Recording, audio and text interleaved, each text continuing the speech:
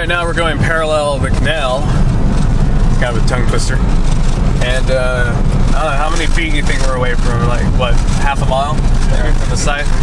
So the thing about these sites is you literally have to know a person who knows for sure, because, I mean, if you look all around me, there's absolutely nothing. There's no distinguishable marks. It's just all flat land and farm. And there's no way we would have known about this unless we heard about it from we originally heard about from who? Jimmy? Who originally tipped us off about this site? It wasn't Greg, was it? The game warden. The game warden. So the game warden, actually, because they have a lot of, they're in and out of all these places, because the way these farms work. This is one marker, this bridge, we cross it. And we're going to cross this very stable bridge, I'm sure. So, oh God. There we go.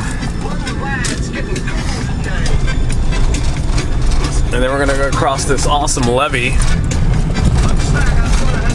You can see that's probably like an old bridge over there. And now it gets more dense and more isolated. Now we're going to get more fun.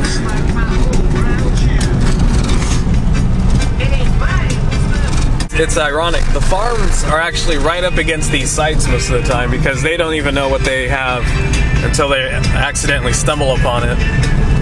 And then everybody kind of goes in an uproar. Who owns the land? What district is under the land? Who's responsible? Who do we go to? Who do we get permission from? Do we have access? Are we trespassing? Is it private owned? The list goes on and on and on. And we've since jumped through all these hoops a few years ago, so now we know we can just drive up to the site.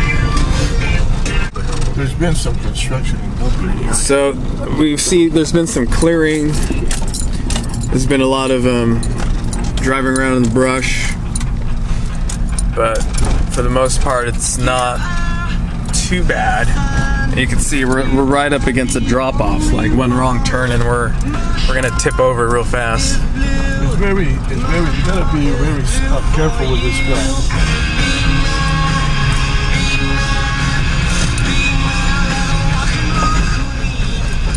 Yeah, see, there you go. There's a great example of some ditches right there. It's hard to tell. I mean, you can tell there's been a wash. You can tell all this dirt's been washed around. I don't see any of the markers. I don't see any of the fencing and whatnot. Have the markers disappeared? Is it further up? I think it's further up. I think it's in all that. Close to the thing. Oh, here it is, right here. There we go. Okay, so here we go. So I mean, yeah, there you go. This is the site, and like I said, I mean, unless you actually knew about the site, nobody would know what is here. Sit down and check it out. Camera. So right now I'm gonna quit myself. But yeah, here you go. There's our van. Our van is literally the width of the road, and there's a steep drop off.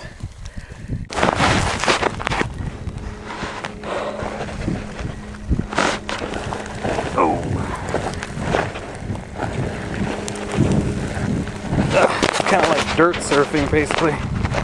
Oh, here we go.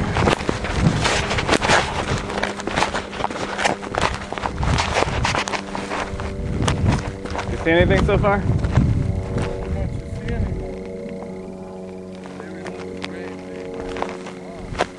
Is that the grave that's been disturbed?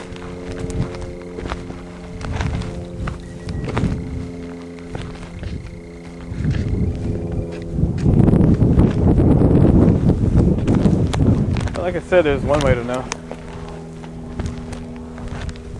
Okay.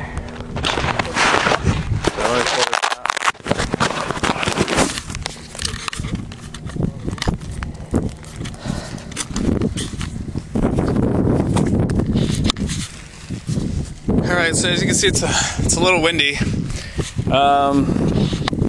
This is basically the site.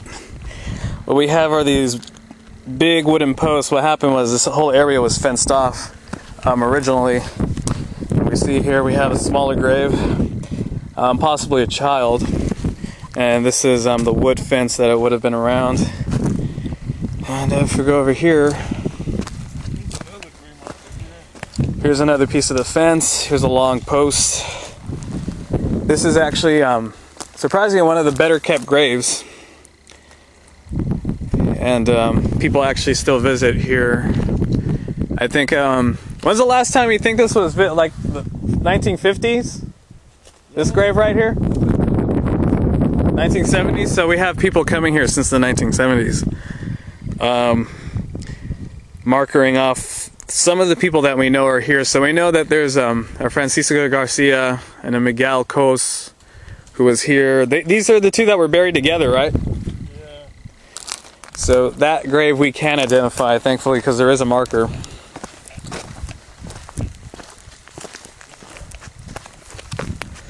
And you can see this is where the post originally went. I gotta be careful, there's snakes. There's another post right there.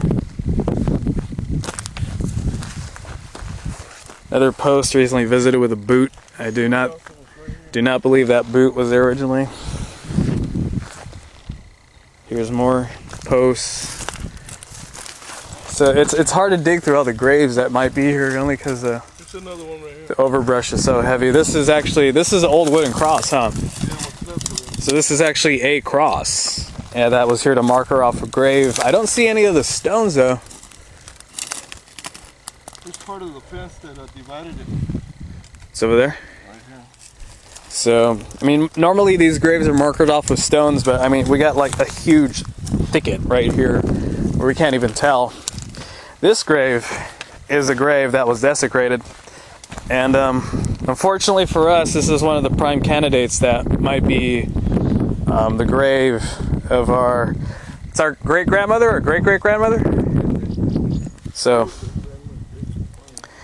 but I mean, we don't know. There's no way we can know for sure until we actually can do DNA tests and relocate some of the graves, which is one of our main objectives. Conservation, which we're working through with Greg, who you met at the dome site, and you can tell. I mean, literally, it's a grave right there. Let's see if I can set this camera up.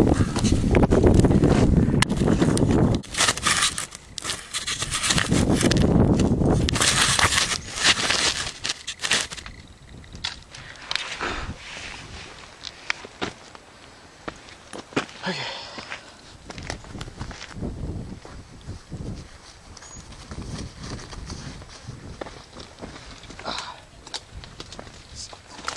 So, right now, I'm inside the shallow grave. This is the grave that was desecrated.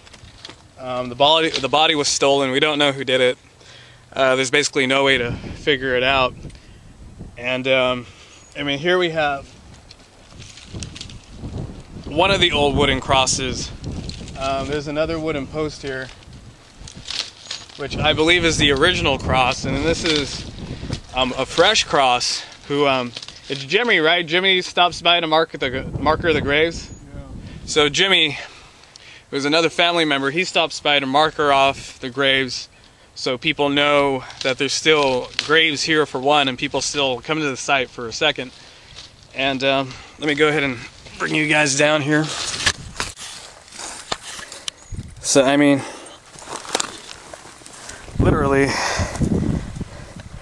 I'm inside, and this is the old wood beam right here, which possibly is the original cross. Basically, each of these grave sites originally had very large wooden crosses to marker them off. And we have another post right here, as you can see right there, which might have been another fenced off area. What else do we got?